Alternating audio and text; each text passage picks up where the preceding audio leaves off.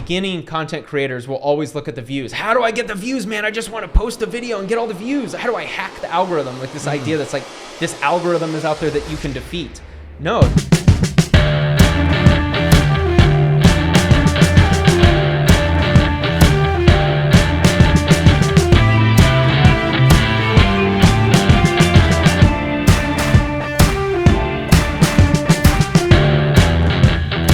Welcome to the Paper Trails podcast, where we talk about success, entrepreneurship, and abundance. I'm here with my co-host, Gregory Cain. I'm your host, Jay Mirando. We're here with Jason Ramus. And also, we are here with someone who has 500,000 YouTube subscribers, multiple house hacks, an Airbnb, and most importantly is my friend, Spencer Cornelia. What's up, Spencer? Woo! Boom. Yes. And the point of this episode is to get you into your first house hack. There you go. Never in a million years. Maybe an office hack. Maybe rent out some of these rooms. You could film a podcast. Someone else could film a podcast. Mixed use building. I could tolerate that. We're going to do a mixed use residential. So Spencer, so you are, you've done a very good job on YouTube branding yourself. You've got an excellent channel.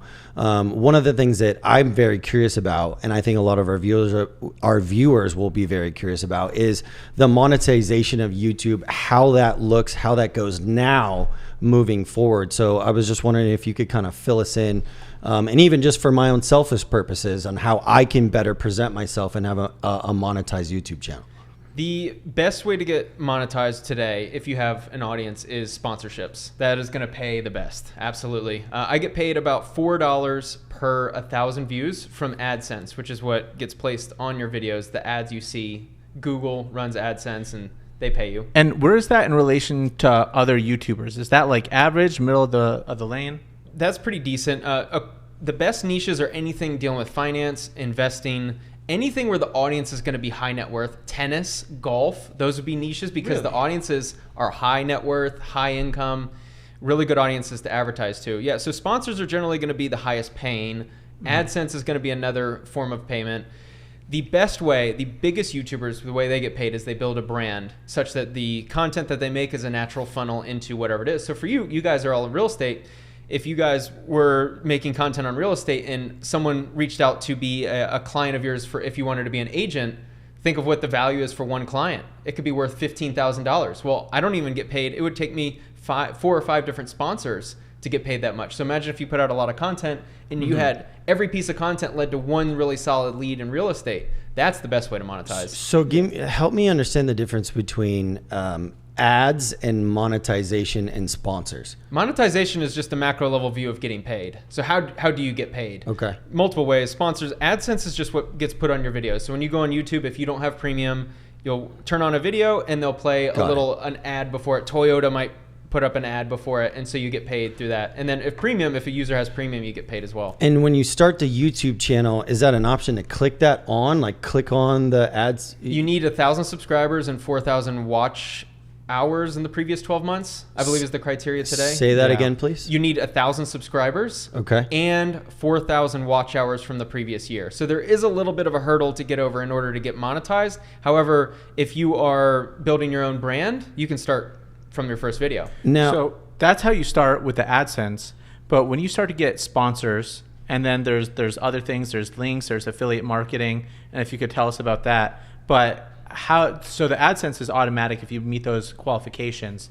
How do you end up getting the sponsors and the affiliate marketing? Once you get big enough, when you're pulling in enough views per video, you'll have agencies will reach out and want to work with you and the brands that they work with and basically play middleman, just like any other agent or broker. And so right wholesaler. now exactly. They're wholesalers. I have an agency that has relationships with brands. So if you just look around, you could look at all the different brands that are in our lives. They might have relationships with many of them, and they will present brand deals to you. So what that looks like is they'll take 10 to 20%, mine is 15%. And so they get a certain number for your channel, that being a certain monetary number. This creator gets about $2,500. So they'll push for more money, obviously, because they get paid on a percentage. And so they get paid a percentage of the deal that comes to you, and then you promote that brand in your video. So at your point right now, 500,000 subscribers, and you get like what, 50 to 100,000 views every video? That's a good number. Do you get an AdSense or a sponsorship on every video? I wish. It would be really nice. I look for 3 to 4 per month of sponsorships because I don't want every single video to be sponsored, and I also don't want to take less of a rate. And so there's also a little gamesmanship where you want to take a certain rate, because I could get $1,000 every single video if I wanted to, but that would kind of devalue my rate. So you want to keep yourself at the right level, and you either pay my price or I'm not doing it. Exactly. And then you're not always pitching all the time. So when you do pitch, it's more rare, and anything that's rare has value. Exactly. Yeah, and I think at 3 to 4 a month is a healthy number for me. What would you rather have, affiliate marketing or sponsorship? Great question. It depends on what money you need today versus down the line. What an affiliate deal is essentially, so this cuts clothing. I have an affiliate deal with them. I do not get paid to promote them. However, I'll get an affiliate deal if you go on their website and use my link to purchase. I'll get a cut. So if you think about a piece of content as digital real estate, you put out a video, how to buy real estate. If you get paid $1,000 to talk about some security system around the house, you get $1,000 today. That's great, but they're probably paying you $1,000 because they believe they're going to make more money long term. And so the difference is a sponsorship deal, you get the money today. The benefit is the money today allows you to keep your operations running. You can pay your employees. You can keep the lights on. Affiliate deals, you get a cut of all sales. Well, if you have a video that gets 10,000 views today, but 3 years from now it gets 100,000 views, you might make more long term from an affiliate deal. And so short term, sponsorships are always better. Long term, you could argue if there's a natural fit, affiliate deals will be better. So let me ask you, which one do you like better right now? Do you like sponsor? Yeah, okay. It helps because I get the money today, and just where I'm at in life, the money today benefits me. Where you get in a really good spot is if you can get a mixture of both, where you can have enough sponsorships where you get the money today, keeps the lights on, you can pay your employees, you can grow your business, but then you also have a few affiliate deals where some of these videos might take off and you get money long term. A year later, it helps you the might stability. get the... Yeah, so I'll give you an example. I have a friend, Chris Williamson. He's a really big podcast host. He's been on Joe Rogan. He makes 5 figures a month from his Athletic Greens sponsorship because he is an affiliate of them. He's in a position where he can promote Athletic Greens on his Instagram. He throws it up on his videos every now and then. And so he makes more than between $7,000 and $11,000 a month. And this is something that he's promoted in years past. Right, it's just built up because he gets a cut every single month. And now, what is his brand? Is he in the fitness industry? He's podcast, self-development, self-help, personal psychology would probably be the best way to describe so personal it. Development stuff. Yeah. And you said something that was really key, and I wrote it down because I think it's important for people to hear it again. Content equals digital real estate. That's like such an aha moment for someone like me, because I'm always thinking about cash flow. You know, I'm always trying to think for the future. So you're telling me that, you know, I need to look at this content creation as if it's a digital piece of real estate that's going to, you know, have an ROI over a long-term period of time. Yeah, I'll give you a perfect example. So right now, I'm about $4,000 a month from AdSense. It's dipped quite a bit. However, only about 1,000 of that is from new videos. And so I'm still getting 75% of my AdSense from old videos. These are videos I've made in the past, and I do no work for those older videos. They're already on the platform and they're reoccurring views over time. And could you take us down the path of basically when you started what the monetization was and then at the peak and then kind of to where it's at right now? February 2020 is when I first started getting AdSense dollars. And it was about $3,000 in those months, ironically enough, about where I'm at today, because the CPM was so much higher. So advertisers were willing to pay so much higher to now 3 years ago versus today. So that's a huge metric, what advertisers are willing to pay to advertise on your channel. At the time, it was about $25 to $35. Wow. My CPM now is $10 to $15. So for 1/3 of the views, I would make just as much money from AdSense.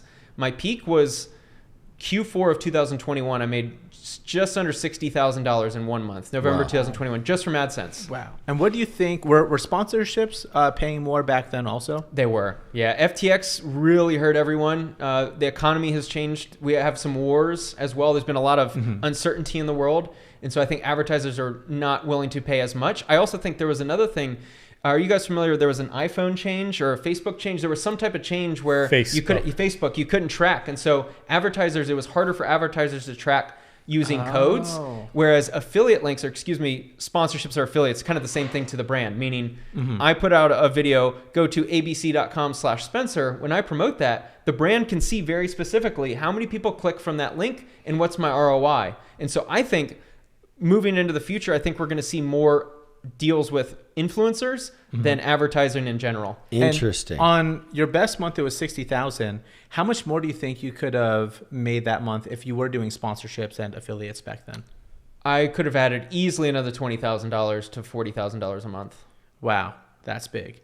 Yeah. And one of the things that you did that inspired me, because we've been friends for about 5 years now, is you made videos on some of these influencers who maybe did like 2 or 3 real estate deals in their whole entire lives. And you're saying they're putting out a course and they're making $1 million a year off of somebody who isn't even the real deal. If you bought 2 or 3 houses, I mean, that's what I do in a month, right? So I'm like, if these people are fake and they're telling you how to make all this money, oh my God, imagine what I could make. I was really, really inspired by that and by the videos that you make, that if these people who are faking it could do it, then imagine somebody who's real. I'll give you a perfect example. And so I have a good friend here in town who is connected with a lot of influencers. This individual is running a company. He has an employee. That employee at one point within the last 3 years, at one point he had a blue check on Instagram, was selling a course on e-commerce, on how to make $1 million in e-commerce, because 1 year, just a single year, one product took off. He grossed $1 million, made like $20,000 net. This guy was an employee of my friend. And so he knows the true story. This guy's an employee. He's not doing an e-commerce, but he sold an e-commerce course and made a lot of money. That was, I thought, the perfect example of the world we're in on social media. Oh my God. And then they made it in different avenues too. So it wasn't just real estate. Some guy made a course on picking up girls and then was charging that for $300 a pop and made over $1 million a year just off of that. And what is the Amazon stores? What are those called? Amazon dropshipping? Yeah, dropshipping. Amazon automation? Yeah. Those guys are just cleaning all up. the courses from all the drop shipping stuff. Yeah. Because I know that was like the clickbait item. You know, there's always these like trending topics, like it's like dating or real estate or Amazon automation had a period, crypto had a period, NFTs had a period. They all go for 18 months. And I think part of that is the obsession with this new generation of like being the digital nomad. Like being a digital nomad, super sexy. Yeah. You know what I mean? And some of these, these careers you could do remote, but some of them you can't, but they'll definitely inflate the truth to sell these courses. The easiest to sell, that's why. The ROI on college right now is not very good. It's not what it used to be. I got a bill I could show you that tells you it's not. Hey, now I'm asking this. So I'm saying all that and talking about the people who are making $1 million a year off of courses, who are fake gurus, to ask this: is the best way for monetization just to do your own course and to sell that? I love this question because it's something I've been working on. It's something that I realized in Q4 of 2021 when I made so much money. I thought it was never going to end. I thought I was on pace to get to $100,000 a month, but unfortunately it's waves. And when you're running your business entirely on the attention of others, it's also very demanding of you mentally because you're kind of putting out stuff hoping a lot of people see it. It's not a healthy relationship, by the way, with the world, where you're putting out stuff and you're only relying on how many people see it. But when you can sell something you own, you don't have to worry about views as much. And when I hang out with Ryan Pineda, this is essentially what it boils down to. He says, I don't look at stuff as views. I don't look at a piece of content as how many views I can get. He looks at it, I have a product to sell. How do I get it in the eyeballs of the people who would be the right fit to buy? And I think that's a totally different way of looking at content. And so when you have a course, let's say you have a course for flipping, your view of content might be entirely different than mine because I need views. So I need to go after scandal, drama, sensation, whereas you might not want that because you want your brand to be about integrity or whatever you want your brand to be about. And it has nothing to do with news stories. It's all about, I want to teach flipping. And so you can have a very clear monetization path. You can get 1,000 eyeballs on a video. For me, that'd be soul crushing. But for you, that might lead to 3 or 4 sales of your course, and you make way more money than me. Like I've always said that Ryan Pineda is the king of monetization, and he has like 1/10 of the views as you do, but makes 10 times more money. 1,000x more. Yeah, like a 1,000x. It's not a hyperbole. And I mean, that just goes to show that he's so good at monetizing it, and he gets people in that funnel. And I guess it's just more of a high value product, which is selling success and selling real estate. Yeah, and when you're legitimate, and what ends up happening is you end up building up a brand that sells itself in a way. Like once you are successful and you've got the social media numbers, and then you start making more money, then you can make videos about how much money you make, which draws people in, and then the easiest thing to sell is success. If you are successful, it is easy to sell yourself. And that's why it all compounds very quickly. Yeah. And so what do you see as being the future of YouTube? I mean, whether you're in real estate or whether you're a 16-year-old kid that's a golf pro that would normally work a job that never makes any money, but now you have this avenue to talk about your golfing, and there's all these affluent eyeballs essentially that are watching you. I mean, what do you see as the future of YouTube moving forward? I love this question because I think YouTube, let's just replace it with TV. So if we wanted to sit down on the couch and start watching TV, we have a choice of a golf channel. We have the choice of pure drama, music videos. We could also watch documentaries. What is YouTube? If we all asked each other what are our 5 favorite creators, it'll be the most random. And sometimes people just want to watch pimple popping, or it's TV. It's the new version of TV. And so right now I think YouTube is now becoming so niche driven where you could truly build up a niche in any type of content and you're going to have an audience. So you're telling me that I got to be the Jerry Springer of real estate?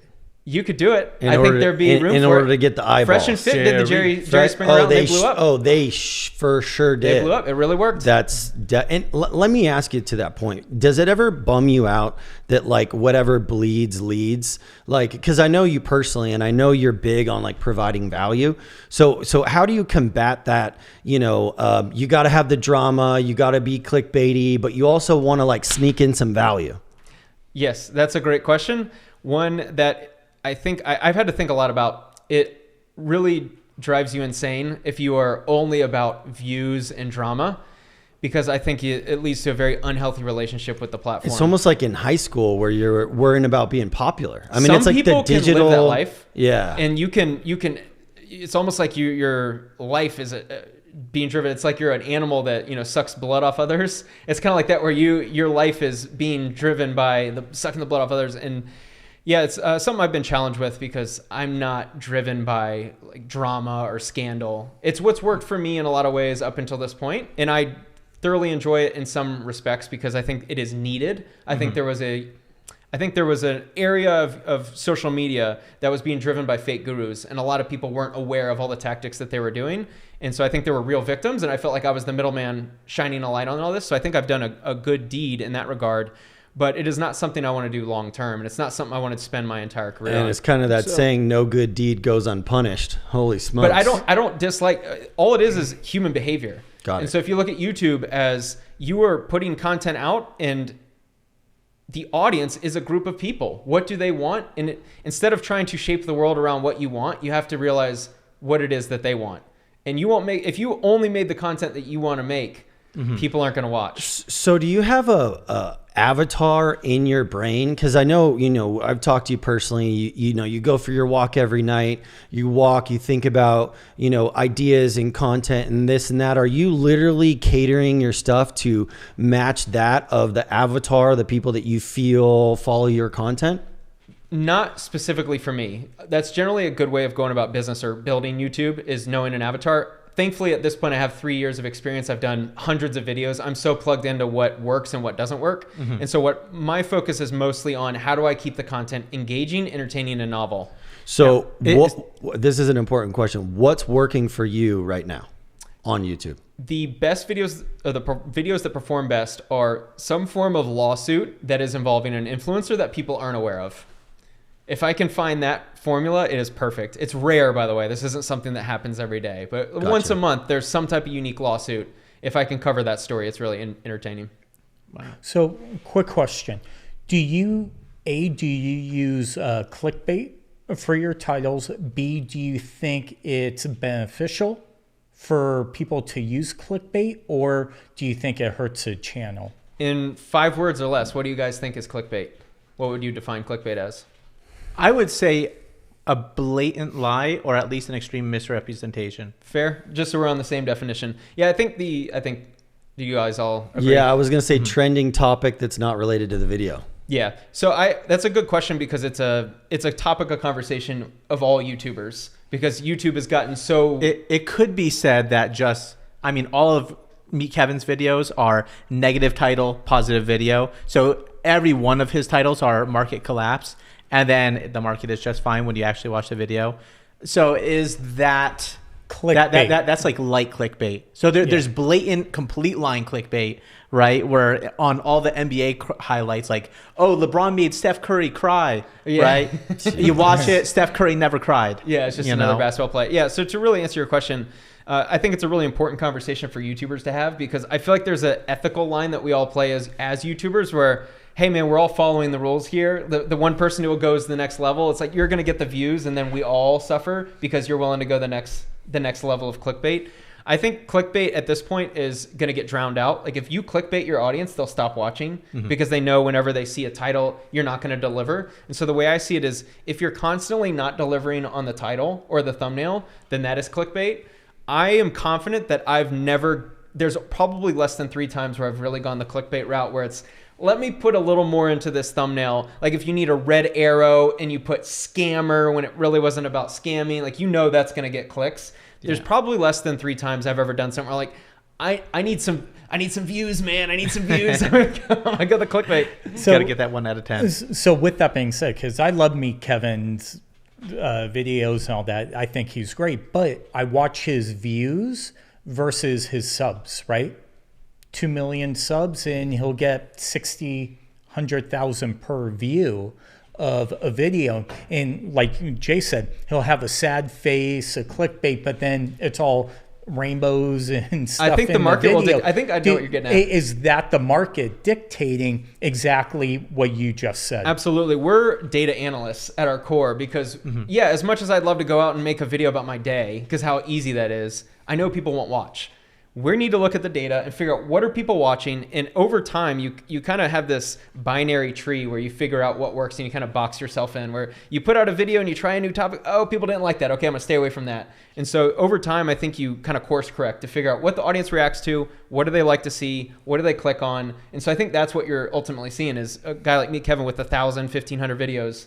Over time, he knows what works and what doesn't. And look, if the way I see clickbait is if he's going a little extreme, like you're saying, maybe you don't like it, but if people are clicking and they're satisfied with the video and returning, then I don't see that as clickbait. He's not happy about it because he says, every time I put out a positive title, nobody watches it. And that's the unfortunate nature too. I do want to ask this question, and without casting any blame on any of the parties involved, I'm just going to say it factually, of what I think is going to happen, and then I'm going to ask you what you're going to do with your channel.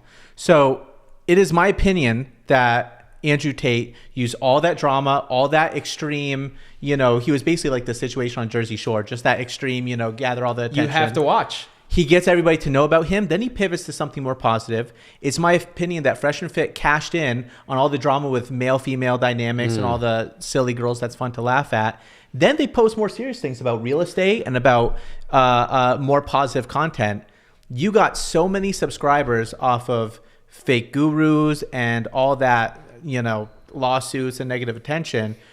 Do you think you could pivot that into something that is more conducive to success or uplifting as opposed to tearing down? Yeah, it's a great question. It's something that I constantly think about because my intentions from the start with this kind of the fake guru world is I did a series called Authentic or Charlatan where my intentions were always to integrate both good and bad and essentially expose the bad, highlight the good, because I do believe in mentors and people who sell courses. I know how uplifting they can be to people who are in need, who look at college and go, I can't afford college, but for $500 I could get a course and start my career in real estate.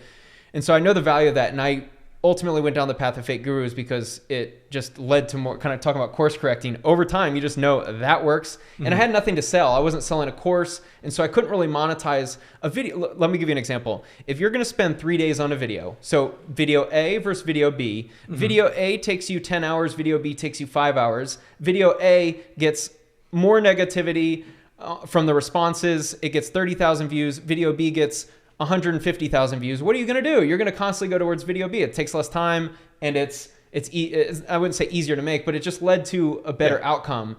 You're just going to constantly go down that path. And so I'd love to get back into making, I wouldn't solely make positive videos because they just don't perform as well on YouTube. However, I would like to mix in more documentary styles of more uplifting content. That'd be more long-term. And that's where you get into like the macro level view of YouTube where I don't have to look at views as much as I have been. And you talk about documentary style, and we had this conversation the other day where I was like, I think Logan Paul's kind of a douchebag, and you're like, I think he's actually kind of a genius. And I think one of the points that you were making was his ability to tell a story is fantastic. So maybe you can touch on that a little bit. Logan Paul is one of the best creators of all time, hands down, especially on YouTube, that is. Wow. His storytelling is so good. It's funny, whenever you ask someone about a movie or a YouTube video, you say, what do you like about it? They go, I don't know, it was good. Subconsciously, there are things going on in videos that you, as an audience member, generally don't realize. And a lot of times you turn on YouTube and you aren't sitting there trying to analyze what's the theme of this or what's the underlying message. You just watch, and at the end you go, is that good or is that bad? It's entertainment. Entertainment. And so what Logan Paul did is he was able to tell stories from the most mundane ideas. And you saw this during COVID, which I thought was peak Logan Paul, was 2020. He went on a tear where he was limited to his house, as we all were. We kind of limited in what we could go do. And yet he was ripping off videos that were 5-6 minutes long. They were incredibly entertaining. And if you actually break down the editing, there's a guy, Hayden Hillier-Smith, who is Logan Paul's editor. He has his own channel. He breaks down a video that Logan Paul did where he bought Pokemon card, a world famous Pokemon card.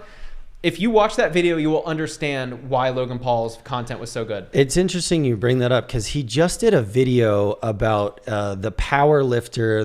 He's an Icelandic dude.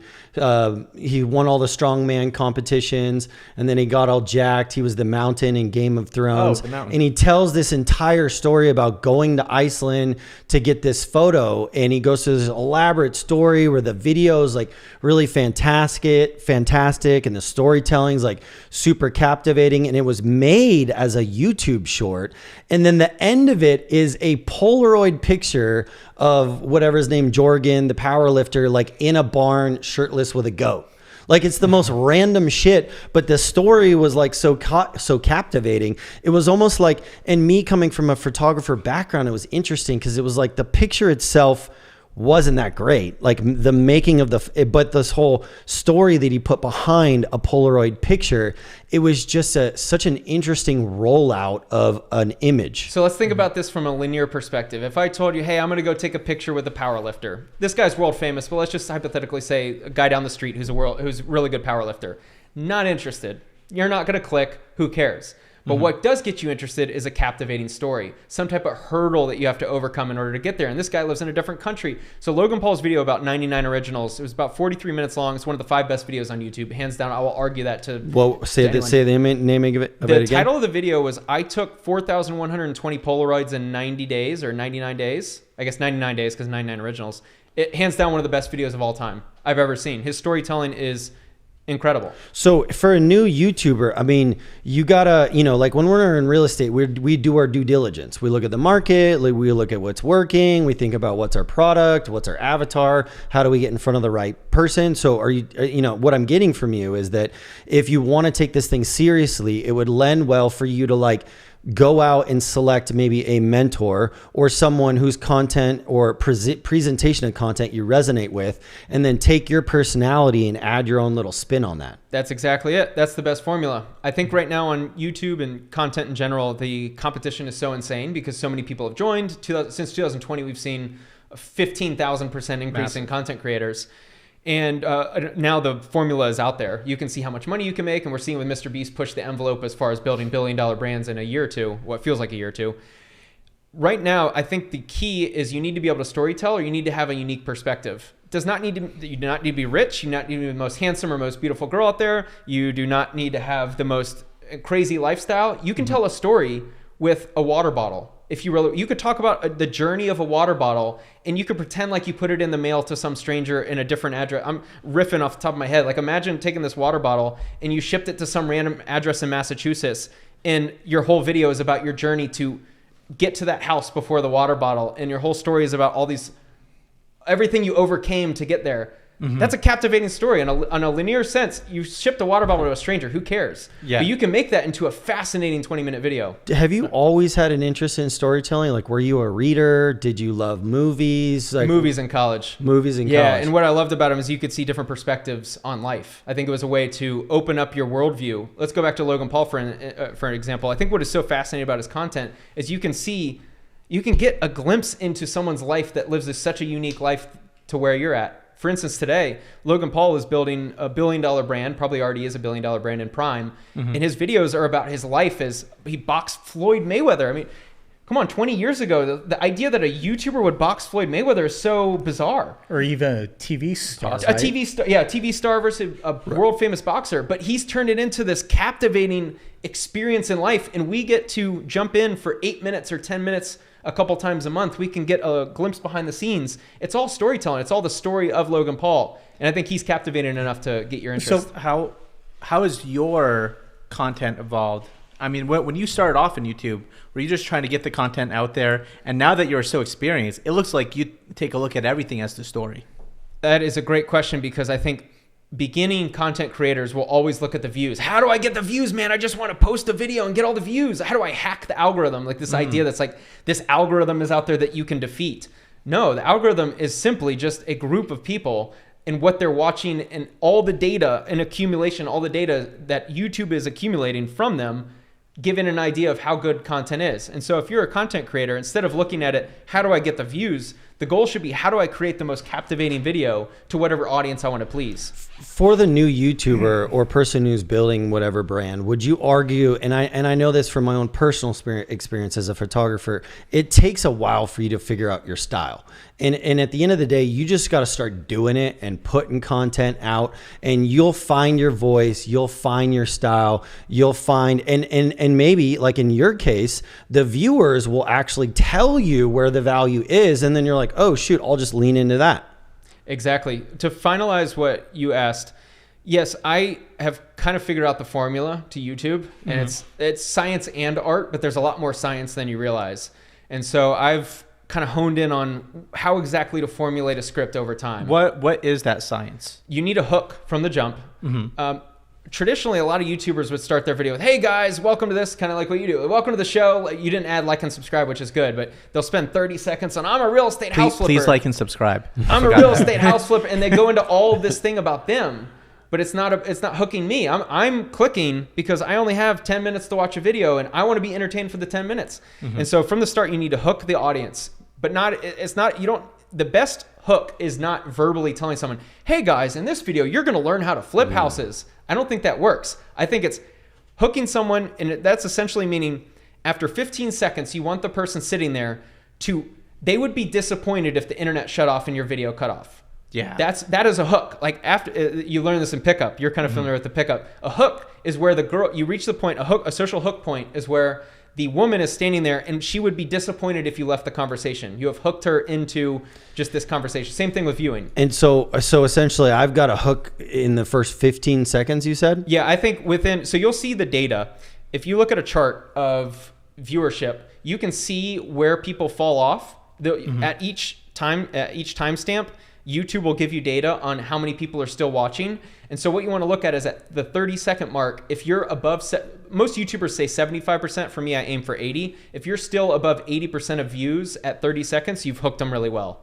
So could we dive in a little deeper on what's a good hook? So let's create a quick video, right? Yeah. Maybe a house hack video, whatever. What would be the first 15, 20-second hook? Yeah. Actually, let's the example of shipping the water bottle, because it's still on my mind, right? You're shipping the water bottle. Instead of starting the video like, hey guys, I have a water bottle and I live in Las Vegas, and today I ate a burrito. That's boring. Yeah. But you can start off like, hey guys, I have a water bottle here. I bet you can't guess how far I'm going to ship this. And then you like immediately go to the UPS store and you're like putting something in the mail. It's like a fast sequence. And then you show the sequence of showing up at their house, and you're like, you guys would have no idea how I got here, but I just traveled 1,000 miles in 16 hours because I had to show up before the water showed up. It's like, you're just kind of sitting there going like, oh God, this feels really important. Quentin Tarantino it. So you show the end and then you go back to the beginning. Interesting. In a way, yeah. Show the whole thing in a way, then go back and tell the whole story. Eric does this incredibly well. I was just watching his video that he released today about would an ex-convict give back a Rolex? His first 30 seconds were so captivating because he immediatally started the video with... I got to watch it. Yeah. What's the name of the YouTuber? Eric, A-I-R-R-I-C-K. A-I-R-R-A-C-K. Eric. Yeah. And he's one of the best creators on the platform. He starts it off with... He immediately comes in and says, I place 50 Rolexes all around this city. If someone returns it, they're going to get a real Rolex. But we also left a baby on people's porch steps to see if they'd actually return it. And you're just kind of like, oh my God, like there's so much going on. He presented, and then he goes, and then we went into a convenience store. How quickly would the convenience store get ransacked if no one was working there? You're just kind of like, oh, I have to find this out. And then you're hooked. And then you can go into the story. So we're talking about... That's like a triple hook. Yeah, the formula. Well, yeah, these guys are so If I could say this right now, though, I am so hooked. I literally, as soon as we log off, I'm watching this video. I just wrote it down. Mr. Beast, Eric, a lot of these guys. I got to know, but with Mr. Beast, for example, he's so good at hooking and... pause. But he's so good at hooking you into a video. And you might watch that whole video... But I never spam Mr. Beast content. Like if you take a look at, let's say, the PBD podcast or Joe Rogan Experience or someone where I'm learning from, I can watch them over and over and over again. When I watch some of these people that are so good at hooking sounds so bad. Oh my God. Who are so good at getting you involved in the video. I just feel like there's nothing. It's such mindless entertainment that it works on me once, but I can't spam it. Where I could watch different audience. Graham Stephan, I could watch the whole Iced Coffee Hour. I could watch 10 Meet Kevin videos in a row. I can watch 10 of your videos in a row. Often I'll skip a whole week and then I'll watch like all of them and then repeat one. So this is an important part of content too, is when you're talking about what audience. So their audience generally tends young, and so the retention editing is what it's called in the industry. This is every 3 seconds is hook. There's big text on the screen, then there's shifting and there's transitions, and every 3 seconds there's something. It keeps you engaged. It's kind of obnoxious. It's exhausting for our age. It can be exhausting for our age. And so that style of video is for that audience, and it can work. However, there's also other style of videos. I watched a guy, Peter Santinello. He goes with a GoPro to different locations where there's some type of conflict, and he'll just go hang out and start talking to people and just get the inside view, almost like I think he presents himself as the journalist that actually goes somewhere and has no motive. What's his name? Peter Santinello. And his content is 20 to 30 minutes. It's not flashy. It is not retention editing. He gets 400, 500, a million views a video. Really? Probably because he I would imagine his audience is a little older. They would not respond positively to, here's the big hook, here's the big hook. So his hook might not be as aggressive or as egregious. And so that's another thing to keep in mind. For instance, my videos, my hooks, kind of talking about the formula. My hooks are not in your face, text on the screen, flash, flash, flash. My hooks are kind of sexy, but I'm doing it through, here's the topic, like, this YouTuber just got fined $30 million, and I can't believe why the DEA found the one thing in his house.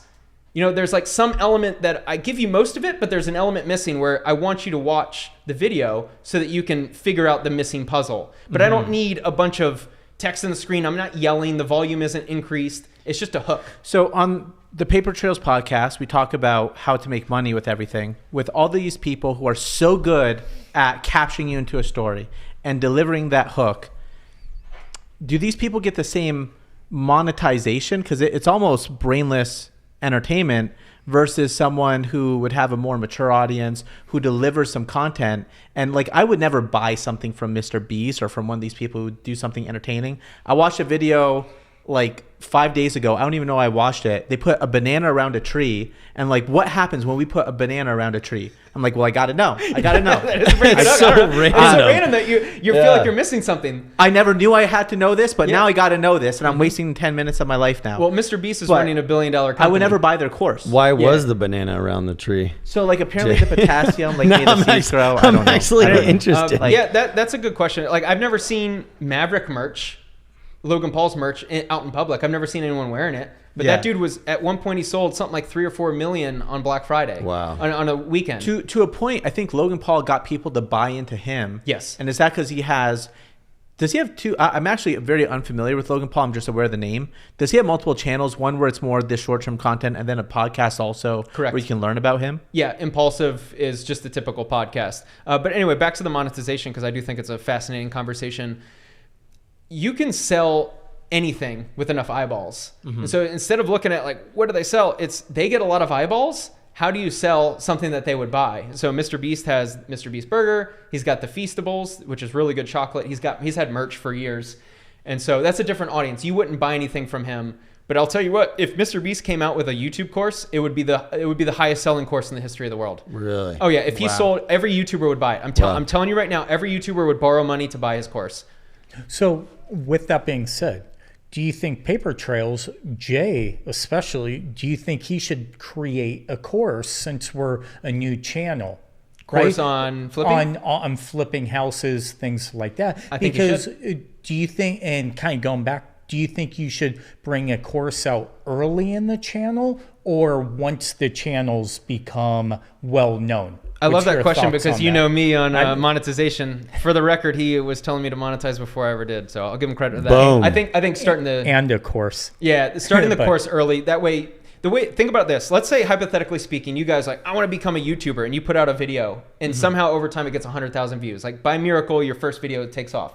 If you had a course, that was 100,000. Every single view on your Eyeballs. channel would be Yeah. monetized in the sense that every single view you have the chance to monetize from that versus waiting. That's my biggest mistake is I should have done affiliate deals early. So early in my I channel. have a question. Do you have a course? I just created one, yes. Spencer Cornelia. Yes, Tell me a little yes. bit about your course, would you please? House Hacking 101. I'm going to call it HouseHacKIng. It's got really sexy brand. I really like the logo.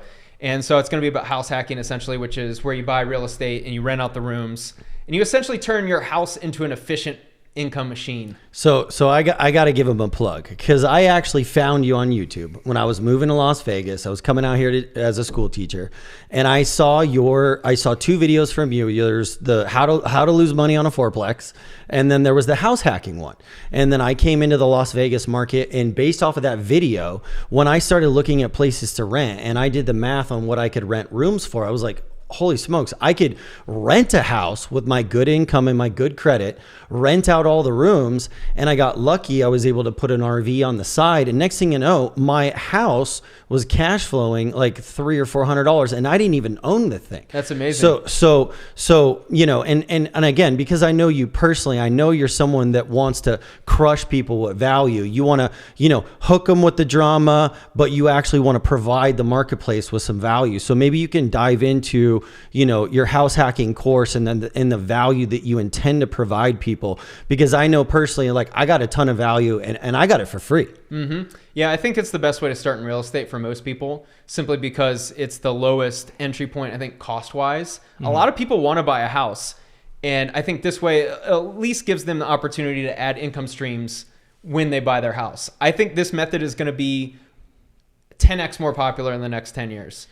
In neighborhoods like Las Vegas, you just can't buy a duplex or a 4-unit, right? Because of the way, to be nice about it, of the areas that they're in. Bad neighborhoods. Yeah, they're bad all the 4 units in Vegas are like 1960s or 50s. They're just awful neighborhoods. A lot of Section 8 housing. Yes, which everything in Vegas could be Section 8. Which is totally fine. Yeah, I want someone. You just need to qualify for it. Yep. But I mean, with house hacking, you can actually get something that's a real house, not a 4-unit. You can house hack it for the whole entire time that you want to house hack it for.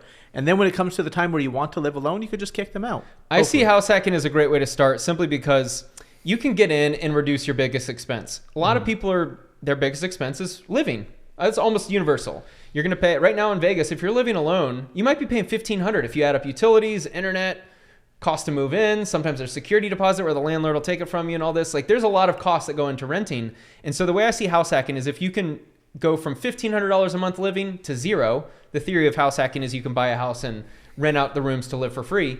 If you can diminish your living expense from $1,500 to zero, that's now money that you can start investing. And so my strategy is I'm not telling everyone they need to build some portfolio or they need to become some house hack king. Like my hope is that I can have a huge portfolio. Could you take us through the numbers of one of your house hacks and yeah, sure. Probably how you bought it, the numbers of it, and you know, just the way that's looked like. Yeah, the infamous first one, the 7-bed, 5-bath. Yes. My friend Gary owned it. We did a lease purchase agreement. At the time, I wasn't capable of qualifying for his house. Bought it for $310,000. It was really $300,000. We bumped it up to $310,000 so I could get $10,000 cash back at closing. $310,000 on seller finance. On seller finance, yeah. So I did what's called a lease purchase agreement, where you lease the property and you have a purchase agreement at the end. We did that for 2 years. So a 2-year lease period where I collected the rents. I had control of the property. I was able to renovate it. And I also paid him his mortgage. I paid all of his expenses plus a $500 cash flow to him to carry the note. And so he made a nice little bit of money, but he also was able to find the buyer. He bought the house for $170,000, $175,000. I bought it for essentially $300,000. So he was able to lock in his profits from a property that was pretty unique. I mean, you guys probably all seen it. It's a piece of garbage, to be honest. It was. It's a little better now. It's certainly a lot better after and my renovation. how is it unique? It's unique in that it is located on a 6-lane road, right on a 6-lane road. It's in a commercial area. There's a gas station essentially next door. So it's kind of a commercial space, but it's not really. It feels like mixed use. Yeah, exactly. It's a 7-bed, 5-bath with a converted garage. And does that mean that it's got less attention when people are coming and going? Because I know I have a house hack, and I have it in a very residential neighborhood.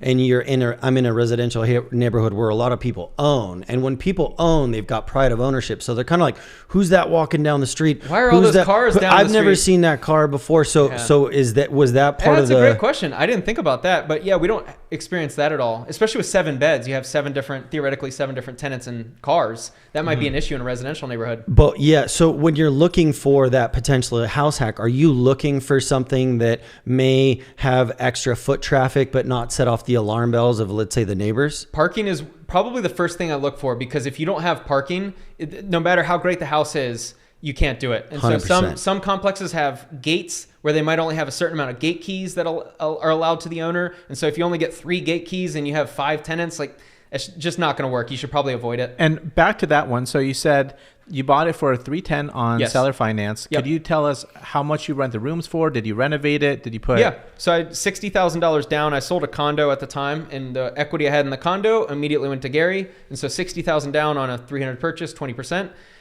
I think it was about $1,500 a month is what I was paying him at the time. I can't remember what rents were, but they were somewhere mid to high 3s. I renovated the property since. Over time, I've put a lot of money into it. The garage is a great example. The garage was disgusting. It was already converted, but it was ugly old tile, dirty. The bathroom was disgusting. It was not a place I had no pride of owning it. So I put a lot of money in, probably 20 grand into the garage. I get $1,000 a month in rent just from the garage alone. I've actually decreased rent from $1,100. And so I used to get maybe $500, which I was lucky to get because I just thought it was a disgusting room. $500 to $1,000, that's an extra of $6 grand a year on a $20,000 investment. Yeah. So what I'm getting from you is that you can start a house hack with whatever you got. So let's say you have a house, but you don't have a ton of money. You could potentially, like, let's say, convert the garage and make a separate entry, or you could make one room nice, make a little bit of money, and then take that money and make it even nicer so that you can bump those rents. Yeah. So you don't have to, shoot the moon on the first go, but your house can improve as you move along. Yeah, and one of my old tenants was similar to you. He lived in an expensive part of Northern California, and he rented a 5-bedroom house and rented it to roommates. He rented the house. So he started house hacking without actually buying the property. And so his expenses went from $2,000 a month or whatever to zero. He did have to manage the property and make sure he was on the hook in case everyone stiffed him. Correct. So there's some risk there. But if you think if you have 6 months of everyone paying you, you should have enough saved up from the difference of what you were paying in rent to have in reserves. So you're telling me that if I can't buy a house, I have no excuses. I can still house hack. Yeah, that's actually, I need to create another module. I didn't even think about that because everybody's always talking barrier to entry. Oh, Yeah. I can't do this. I can't do that. And it's like, no, if you want to do it, you're going to do it. You'll find a way to do it.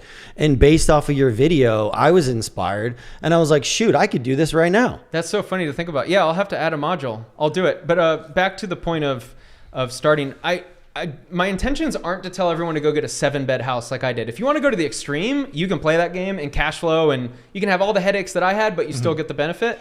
For some people, I think you can just turn a 3-bed house, and you don't need to live for free, but you can follow my guidelines on what to look for in tenants and how to get your 3 criteria. bed, have 2 roommates, rent it out for how much each? Yeah, probably 600, $750 to $900 depending on the area. You brought up a big thing, is learning how to pre-qualify tenants and or roommates. Maybe you can touch on that a little bit, because I know about my personal experience and I can tell you a lot of great stories, but I want to hear one of your stories. Oh man, well, we can start with the criteria. I think the important thing is being able to speak to a current employer. I like to see stable employment. If they are self-employed, at least some stability, and then also previous landlord. Who are you currently renting from, and can I please speak to them, and why are you moving out? That'll tell you a lot. That'll give you a huge picture. Stories. I've got stories for days. I've got fire in a house. I've got police showing up numerous times. I've had someone falling back into alcohol addiction. So it's not all peaches Someone and dying in creams. your property? Yeah, I've had. I've already forgotten, but yeah, someone had somebody- didn't die in the property, but they were a current tenant. Yeah. Yeah, they were in a health facility. You had somebody die in your Yeah, that was property? summer of 2020. The mom called me while I was at work. I like, Oh this my goodness. She's crying, and I'm just like, what? Hey, what's Wow. going on? Yes, so and so died.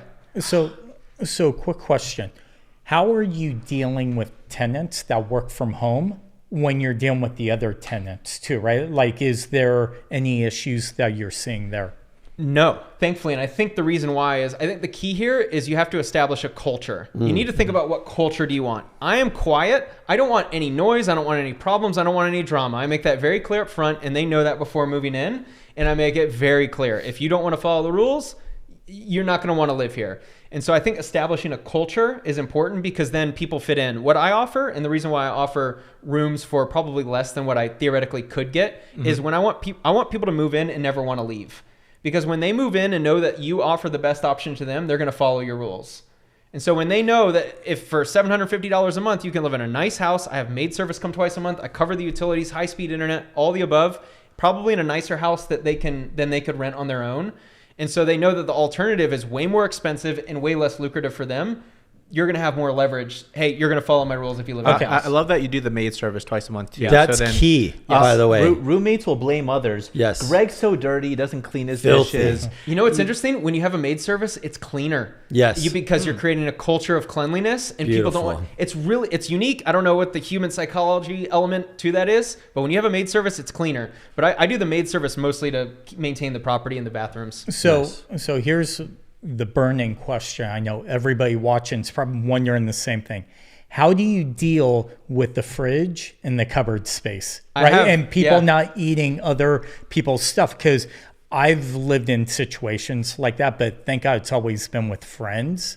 And so you could always do a camera if it gets bad enough. You can say, all right, guys, I'm putting a camera in the kitchen, making it very clear this Do you have camera. multiple fridges? I always do, yeah. So I go maximum 3 people per fridge. So every new house I buy, I have a list. I have standard operating procedures, basically a go-to list of here's everything I need to buy, here's everything I need to do. You have an SOP?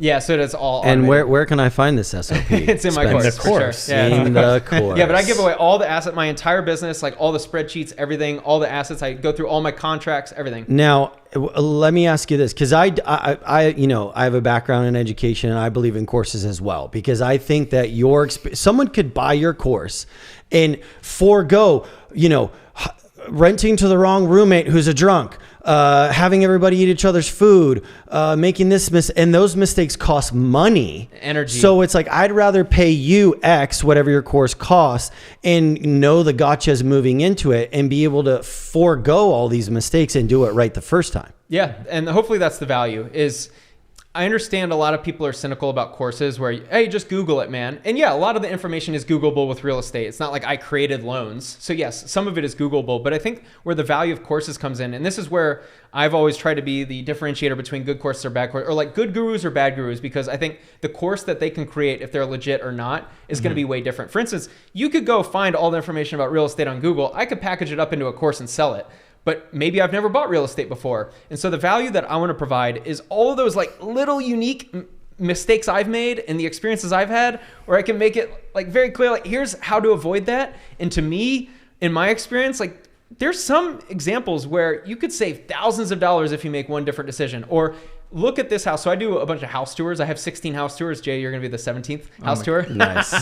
Nice. So I have a bunch of house Hey, tours. I got a house hack. Not in my house. I told you 1,000 times you never bring up house hacking in this house. Can you believe the first time he ever set foot in my house, he said this would make a great house hack? Yeah. And then he talked about walling off that area over there. Mache and I were walking around like we were like, oh yeah, Jay, you're in the kitchen. No. We'll walk upstairs. We're going to analyze the house hack potential. Hey, So like, Jay, you stay in the kitchen. Not in my house. Hold on. This is a really great thing because Jay actually has wood floors. You can hear everything, right? Walking. So if you're doing the house hack, should you actually have carpet versus hardwood floors, do you think? So there's not that echo. But carpet gets so dirty. Not if you have maid service twice a month and no shoes. No shoes is the key. Is that a house rule for you? Do they actually follow it? Absolutely. Oh, everyone follows my rules. So what's an interesting... Let me ask you this. When you're there, then daddy's in the house. You got to do what daddy says. But you have... How many house hacks do you have? 3 or 4? I have 4 houses, 3 of them house hacks, yeah. Okay. So out of the ones that you're not living at and they don't have daddy in the house to watch over them, do they still follow your rules even though you're not there? I would hope so. One of my houses is luxury vinyl plank. So to answer your question, luxury vinyl plank is way easier to clean. And when tenants move out, it takes 2 seconds to clean their room. I much prefer carpet because I do prefer quiet. And it Not feels that more like echo. a home. Yeah, it feels more like a home. And so quiet is the step one. That is the rule number one, be quiet. And I think it helps to have carpet. The downside of carpet is it's tougher to clean. And I much prefer carpet in my houses. It feels like more of a home. But to your point, you Yeah. can combat that by no shoes in the house and Yes. or maid service twice a month and Yeah. or get the carpet shampooed every. To answer your question, though, it's all about culture. And so you establish it from day one. Yes, I'm not there, but I'd like to think that they're all following the rules. And then trust but verify. So how do you verify that they are? Cameras. I don't. I don't know. As for shoes, now I don't receive any complaints. And so I don't hear anything. And they often complain quite a bit. They're usually not too silent about it. Not at all. Oh, but if there was a complaint, Yeah. they would text me. Well, Yeah. I have multiple tenants, and when my tenants have a complaint about anything, I know about it. Oh, interesting. They always. No, I feel like if you establish culture, you can get by without many complaints. I don't have tenants really texting me. And between good courses and bad courses, when I analyze any information, I do a thing called believability weighting, to where I take a look at the source and what is the believability of that source. If there's a realtor out there who does 5 sales a year, they tell me how to sell all these houses, I'll establish their believability weighting at this level. If there's a realtor who sells 100 houses a year, their believability weighting will be a little bit higher. One of my gripes when we were speaking privately about some of the people who you did videos on, and they bought like 1 or 2 houses, then write a course of how to make $1 million in real estate, their believability rating is very low because 2 houses is less than what I do in a month. Yeah. Right? That's rookie Yeah. numbers. I think what you're bringing up is a really good point, and I know But where you're going with for this. you- Yeah, because I only have 4 houses. I think the key is how you market it. And so I would argue if you wanted to build a portfolio to sell to a hedge fund, I'm not your guy because I can't tell you how to grow to 100 houses. I don't know how to do it because I've never done it before. However, what I can show is I've been doing it for 7 years. So from the house hack perspective, I can teach you how to go from 0 to 1. That's like a whole module in my course. The value of just going from 0 to 1. Because realistically, as you guys know, like in life, if you know how to go from 0 to 1, and then I can also teach you how to go from 1 to 2, where you can live in a house and then you can manage it while not living in it. So really it's like 0 to 1 and then 1 to 2. But outside of that, then you just replicate. And so I think the value that I can provide is I'm closer to the beginning. And so if you already have 20 house hacks, you're not going to buy my course because I can't teach you anything. You're further along than me. But for someone who has 0, I think I would be a better teacher than someone who has 100. Well, most people don't have 100. I mean, I don't think there's anyone who has 20 house hacks because Yeah. I think house hacking is the most effective strategy for building maybe your first $250,000 in net worth. I agree. And maybe after $500,000 especially after $1 million in net worth, then you'd really have to start looking at other areas. I agree. But for all those beginning numbers, that is like, Well, and another aspect of the course that it's going to be in kind of the marketing is this can be for investors that want to maximize returns and not live in the property. So house hacking, one element is buying and going and owner occupying. Another is you are an investor. You're willing to manage it. You're interested in manage it for the higher returns. And so, but back to your point about marketing, I think the key is always how you market. If I were to market how to become a millionaire in house hacking, I'm still legit with house hacking, but to me that would make me a fake guru because I'm not a millionaire from house hacking. And so I think it's very important you make it very clear on what exactly the potential student is getting. I'm going to make it very clear that I can help you go from 0 to 1, which I think my course can be really strong at. And so I can absolutely help people go from 0 to 1, and that's my hope. So charlatans are something that's been around since, the snake oil salesman, you know what I mean? But it sounds to me like you pride yourself in having a certain level of authenticity in terms of who you are as a person, and then, being honest about, where you're at in that process. Yeah, I think it's really important. I think the best sales pitches are always one that are true because you never have to fudge the numbers. Fake selling works.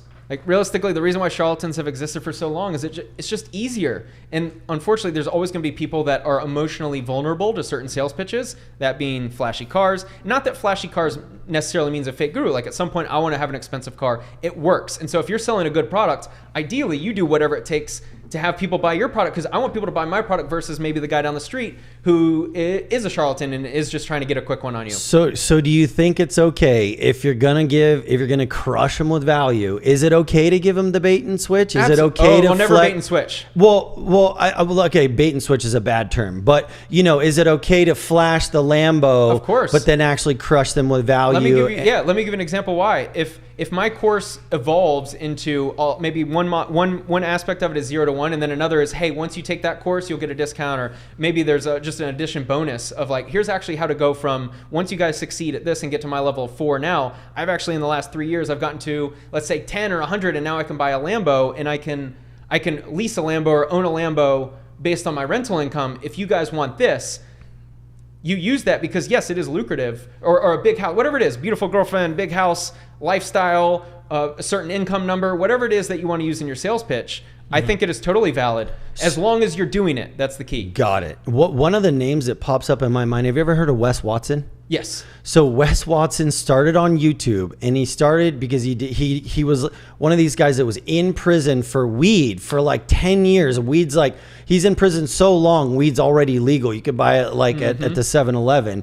And he's doing a 10-year stretch, but he comes on YouTube and he talks about all the prison stuff, the fighting, the violence, being clicked up, all this, hood jargon and stuff. But he sneakily had this fitness message that he knew he was going to, purport, because that was a big thing. He was big on no matter where you are in this world, you can have fitness, you can have discipline, and you can take extreme ownership over your actions. And by taking ownership over your actions, you'll take ownership over your mindset, right? You can act your way into right thinking, not think your way into right action. And so he's one of the guys that I think about because he came in with this gangster, stuff. And then like people are getting tremendous amounts of value like from his fitness course. And I know he's making a shit ton of money.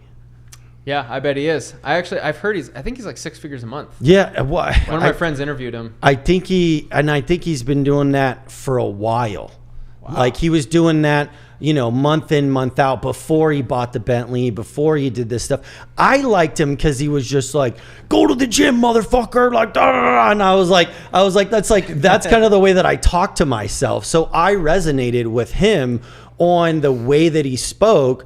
But then, I got, I call it the bait and switch, but I got the hook, and then I got a better term would, I got the hook, and then I got the value. So, I mean, give me an example of someone who could do that. If they're starting out, they can use the hook and then provide the value. Well, I think it's important to always be honest with where you're at. It's totally cool if you just sold your first house as an agent, like you're saying, like maybe it's not time for a course, but it doesn't mean you can't start a YouTube channel, because someone who's got a team and all this starts to feel unrelatable. And so there is some benefit about, you're going to reach an audience of people that just want to go from 0 to 1. And if you just sold your first thing, or maybe you just started a fitness program and you lost 50 pounds where you're not necessarily an expert, but maybe you're an expert at recently losing 50 pounds, you can create content around that. And to your point about telling stories, people love to see the journey. Absolutely. And one of my big hangups is I didn't want to do anything on YouTube until I was a millionaire. Kurt debated me and said, what's it matter if you... No one knows. It doesn't matter. If someone gives advice and they're a millionaire or it's not, I said, I still don't believe you're a millionaire. We'll show receipts. Show me the receipts. We'll show receipts after this. Loan me some money. Once he starts house hacking, that's when you know he dipped under. That's when you know he dipped under. That's not in my house. Not in my house. That's when you know flips have gone bad. Yeah. But to Spencer, you got any tips on house hacking? Yeah. That's what you know. If I rent any one of these rooms, I'm in a bad spot. It'll never happen. But but house hack for sure. Not me though. Yeah. But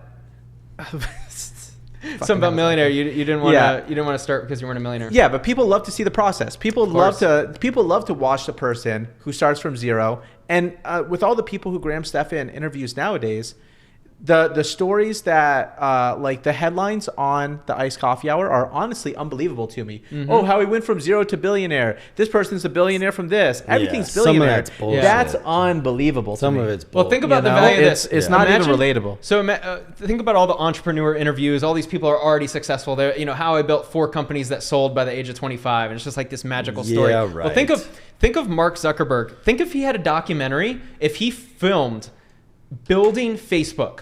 Like, and you saw the moment where he's sitting there and like questioning whether he should add a like button. Do you know how valuable that would be? That this company, one of the most successful companies in the quickest rise, if you got to see him wearing basketball shorts, struggling to go to the grocery store to pay for peanut butter, and you go, wow, he was no different than you or I. I'll tell you what, there's a documentary, it's Conor McGregor, Invincible, what's it called? Invincible? Notorious. It's called Notorious. Yeah. One of the best documentaries ever. Why? Because he's filming himself when he was nothing, and you watch him. And he had the foresight to same know person. that he was going to be a big deal. Yes, and so this whole story it was just magical because he was filming it from the start. Now, why was he filming it from the start? He wasn't a star. There's no reason to film it. Well, it was because he believed that at some point it'd make it for an interesting story, and that documentary is one of the best I've ever seen. And I want to talk about this a lot more, but I also kind of want to move it along. Yes. So do I want to go with Tron or do I want What to go about with FTX? Let's talk about that. We'll do FTX first and then we'll do Tron after that. So FTX is a company that is in a lot of heat in the news right now, and a lot of influencers are in trouble for promoting it. To what extent do you think an influencer is responsible for what they promote? I think they're always responsible. Unfortunately, that's just the contract that you make with your audience. If you're going to take money for something, your reputation's on the line. And that's the unfortunate nature of promoting something that isn't yours. And so in this case, with the FTX specifically, there's no legal liability on their behalf for this specific case. I think the question becomes, how much do you know? If they were told, if someone notified them before that SBF was taking the funds and all of your people who use your link are going to lose money, well, then they'd lose that case. That would be awful because they're promoting a scam and damaging their victims. Yeah. The victims being their audience. But in this case, there won't be any legal liability on their behalf. Because by all measures, by anyone who wanted to do their due diligence on the company, I mean, they were fully approved by the Securities and Exchange Commission, right, Jason? No. Only FTX US was abiding by the laws. But they promote FTX. Is that basically the same as FTX? Well, this US? is the one catch, is that with FTX being located in the Bahamas, I think if you wanted to criticize people who did get involved with FTX, I think that is something you can point to and something we can all learn from as influencers. I hope you guys get to a point where you take on sponsorships and you can finally see what it's like to look at a company and go, this is legit. They check all the boxes. Because you have to be pretty savvy to know that. Because if you say to me, oh, this is in the Bahamas, I mean, who gives a fuck? Well, here's another element. This isn't some company that just popped up and no one knew about it. It had venture capital. It had all these people that are legitimate investors. It had legitimate VC basketball funds. players, Tom Brady, even Miami. Everyone. I mean, Wow. all these people. Do you think Tom Brady doesn't have an investment team that looks into this stuff? He has a team to him he does. that does due diligence.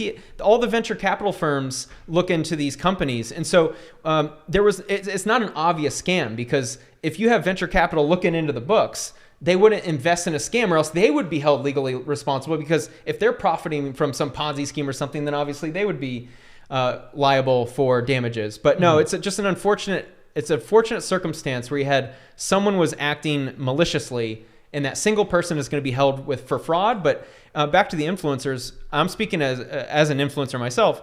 It is our responsibility to do the best due diligence we can, but there's a line. And at some point, you can't expect a YouTuber to know every single thing that's going on within a company, because they would never disclose that. It's not like SBF was like, whoever wants to look at my books, I'm going to tell you all the fraud I'm committing. So do you think, so this week we had Jake Paul, Lindsay Lohan, a few others get fined by the SCC, which is kind of real interesting. That was for a different one, right? For Tron Correct. or whatever. Yeah, for Tron. Tron. Yeah. TRX. So what's interesting for me is there are no laws yet, right? SCC is trying to say, hey, we're in charge of all crypto. But let me ask you this, because FTX is a trading platform, and you had Tom Brady and all those, but you had Jake Paul and Lindsay Lohan, all these Soldier Boy doing ads and Reputable promoting a unregulated cryptocurrency or a security, and that's what they got in trouble for. So my question is, do you think they should be in trouble for promoting a unregulated cryptocurrency because they don't hold a security license?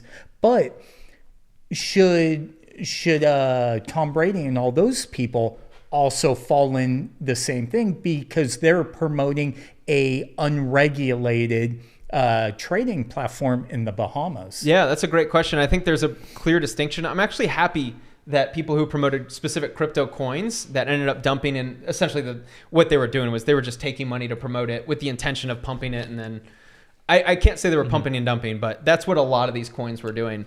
And I'm not against them getting in trouble. So I'm not going to play judge, jury, and executioner here of like what the SEC should do, but I am not opposed to them coming out with some type of regulation on promoting specific crypto coins, because that is a very clear example of someone trying to make money. Whereas a platform, I think the difference is just a platform is just a company that's offering a service. And I watched your video on the Tron thing with Jake Paul and all them getting in trouble for promoting it. And just to take the other side on this, or just play devil's advocate here. So, I mean, obviously they're promoting securities without a securities license and all that.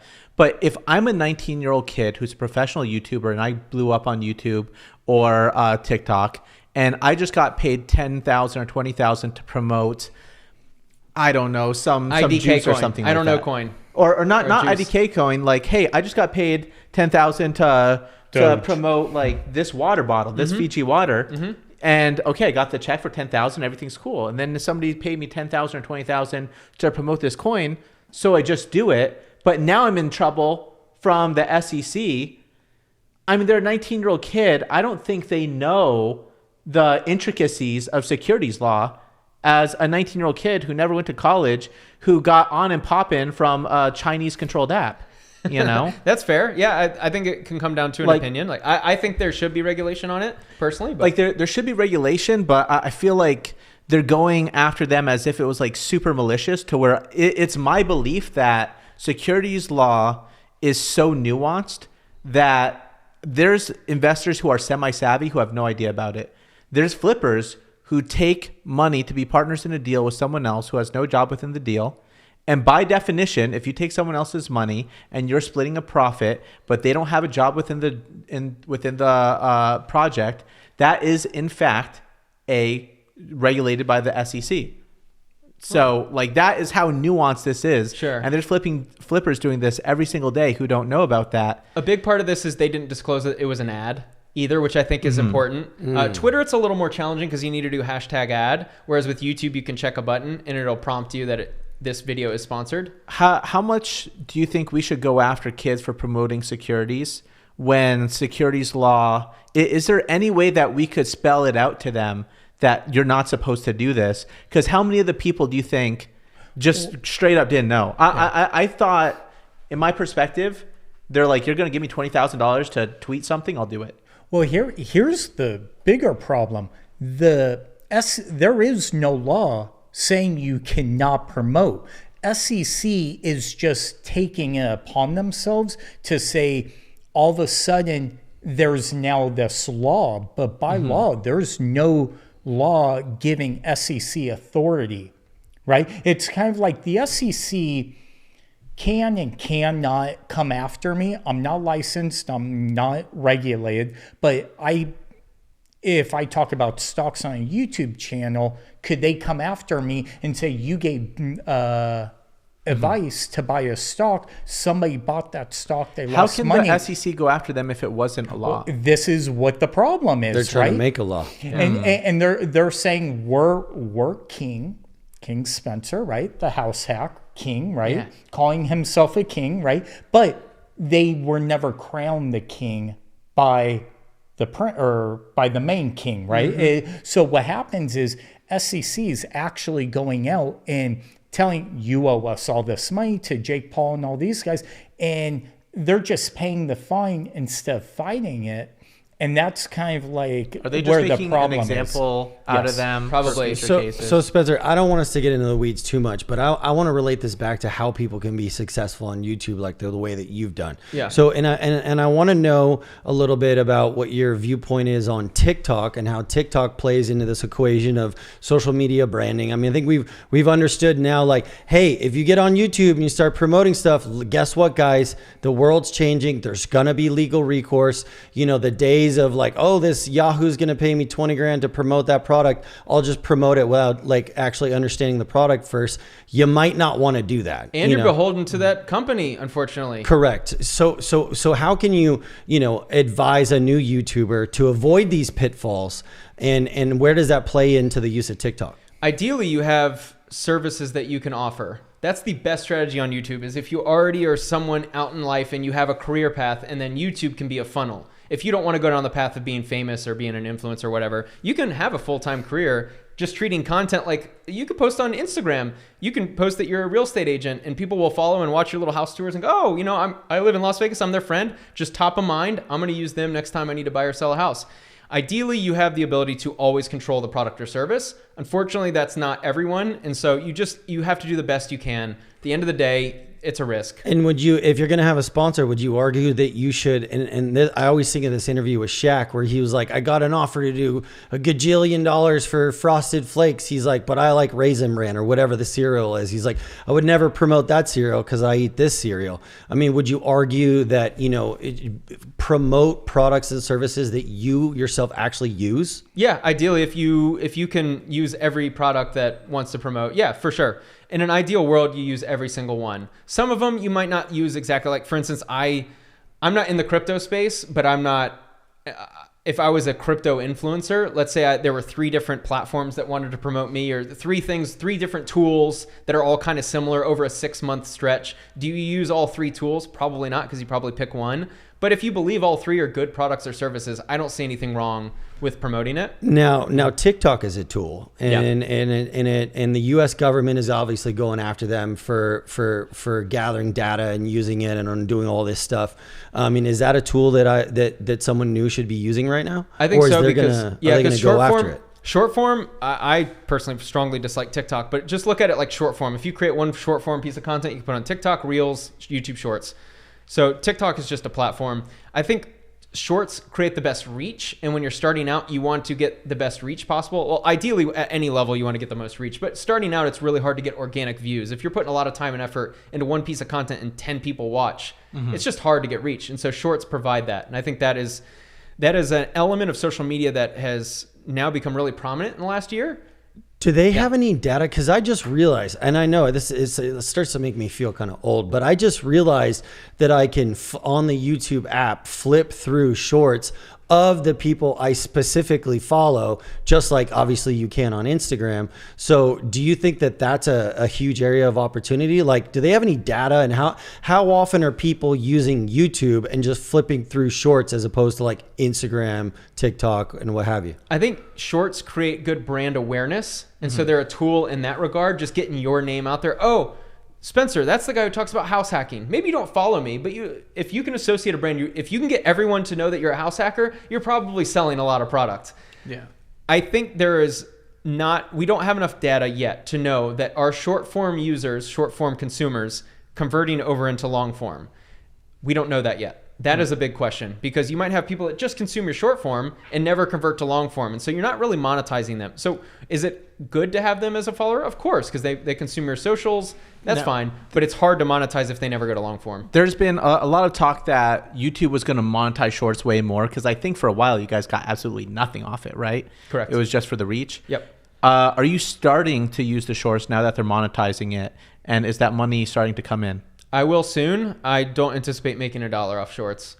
I still think the monetization is very weak. And it's looking like the U.S. government could ban TikTok, maybe not, maybe at least force them to sell. If the U.S. government does ban TikTok, do you think everyone's going to go over to YouTube Shorts or to Instagram Reels or to those platforms, or do you think a new one will come up? For about 6 months until a new one comes up. Because the actual technology itself isn't that crazy. I mean, it's the algorithm that's really strong about TikTok, but the platform itself is not difficult to create. So I've used them all. I think TikTok is amazing. It works. Using YouTube, they need a special app.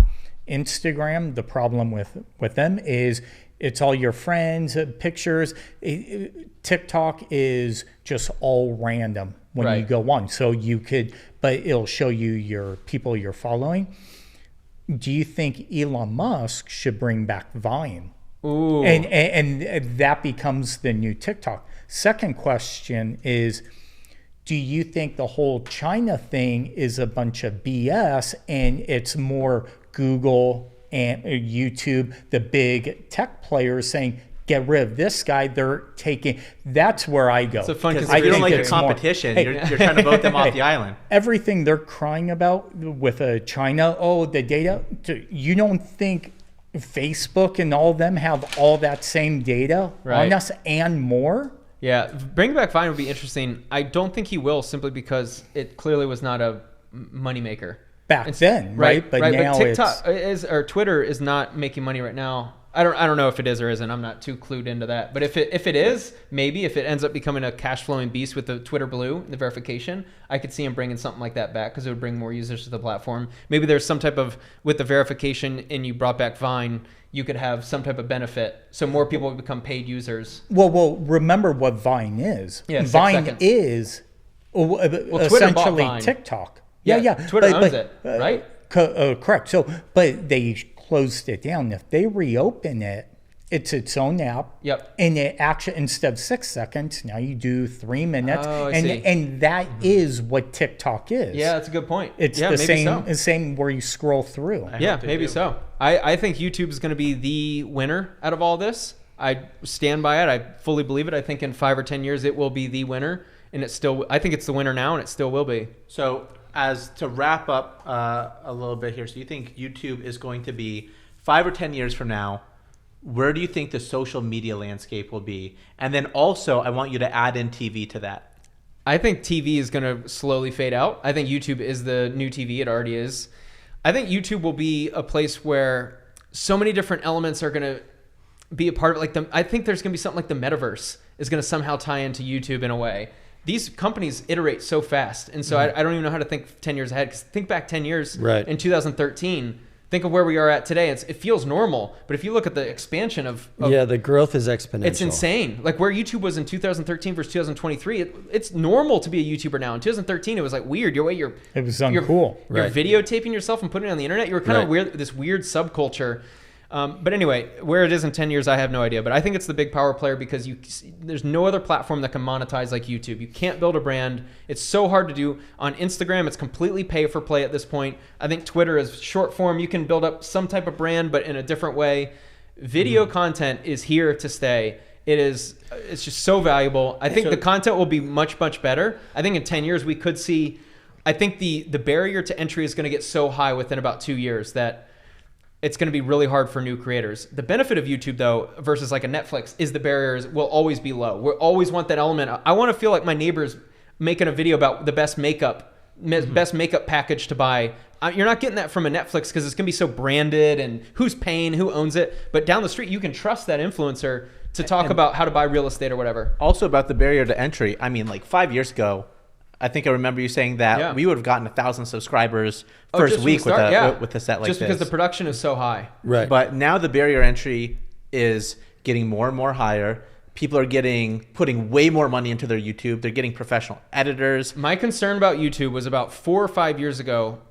I listened to Gary Vee say, right now there's opportunity like no other on YouTube. Get in while you can, because once brands start getting on the platform, it's going to be so hard to win. And then I noticed maybe within the next 6 months following that video, because it stuck with me, I started to notice like Jimmy Butler, Cam Newton, some of these other guys. Then I started seeing some bigger brands get on YouTube, and I went, uh-oh, because they get it. Instead of putting all the money towards a Super Bowl ad, you can have a whole team of creators. If you're Cam Newton, what an amazing strategy to hire some guy for $100,000 a year, another editor for $100,000 a year, and now you can build out this brand on YouTube, sell merchandise, sell your brand, become a creator.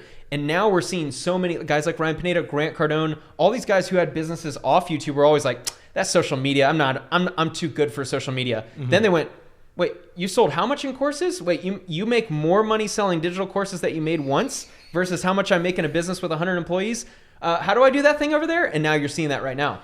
And do you think that as the meta becomes more higher and higher quality production, that then people will fiend more for just a lower quality, honest, I don't want to say lower quality, but just the more honest, authentic. Lower production. I think there will always be a need for it because it's more relatable. Yeah. That is what makes YouTube so special. It's been the ethos from the start. It was always people starting a video series in their bedroom, and it was something creative and it was unique, and you didn't want it to be Sony red camera or whatever that's, I think Sony made with the red camera. You didn't want it to be some $10,000 camera in an editing team because you wanted it to be like, dude, if I saw that guy in the street, I would say what's up and he'd be my friend. Yeah. But whereas a celebrity, you've never felt that connection. I YouTube, felt you've that always way. felt that. I felt that way more about Alex Hormozi's content when he was filming his videos in his closet. Yeah, Than I agree now with that. when it's Yeah. hyper Retention. Yeah. So that's a And perfect example of super retention views, editing. That's Titles, retention editing. titles. Retention editing is retention for 16-year-olds, Yeah. not for Correct. people in their 30s. Yeah. For me, it seems like I'm watching fucking Blue's Clues. Just everything's flashing on the screen. The reason why is because it feels cheap in a way. It's like he doesn't respect that you can consume the content without needing it. And I think that's what a lot of people believe. Hey, so Yeah. 5-minute video Yep. or 8.5, 9-minute video? Whatever's the best. And you know why, right? One of my favorite creators is David Dobrik. His Okay. videos were 4 minutes and 20 seconds. He made millions of dollars per year when he was still vlogging, and he's 4-minute videos. And so whatever makes the best content. So think about this. Your question's a great one because a lot of beginning creators think, oh, get to 8 minutes so you can get the extra More mid-roll ads. ad. You can make so much more money. If your 8-minute video gets 10,000 views, but your 5-minute video gets 20 million views, what do you think makes more money? Yeah. Right, obviously the better 5 one. minute. So if you can make a 5-minute and it's the best thing ever, I would say go that route. So essentially, to sum it up, it's all about content. Yeah, the best content for the audience. And don't prolong a video just to add filler words and content. Exactly. Just the last question, just because I want to get it in there. Are you building a new channel? This is way I am. too spoon-fed. It's the worst. Just the absolute worst. But I'm going to pretend Layup. like I don't know it. Yeah. Layup. Are you going to start a new channel here soon? Yeah, I'm going to start filming probably next weekend. I'm really excited because I'm going to get to put a lot of my theories to test and see if I'm, as familiar with the YouTube algorithm and the game as I think I am. Well- And what is the new channel, if you could just sum that Yeah, up? it's going to essentially be a mix of storytelling, vlogging, and investing. I think right now there's a space available. If you look at content, almost all the niches are quote unquote saturated. Like, oh man, it's so hard to create content. There's always a lane for uniqueness. There's always a lane for novelty. And so I think right now investing doesn't have a player where you go, oh, that guy's really entertaining in the investing space. And I want to see if I can become that guy. I don't anticipate doing it from the first year.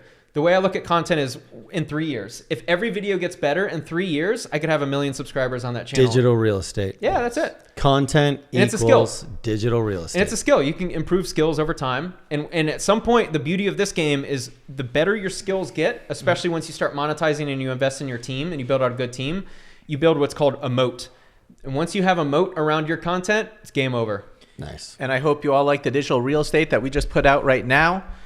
My name is Jay Mirando, Jason Ramus, Greg Cain. Thank you for coming on, Spencer Cornelia. Thanks for having me. Boom.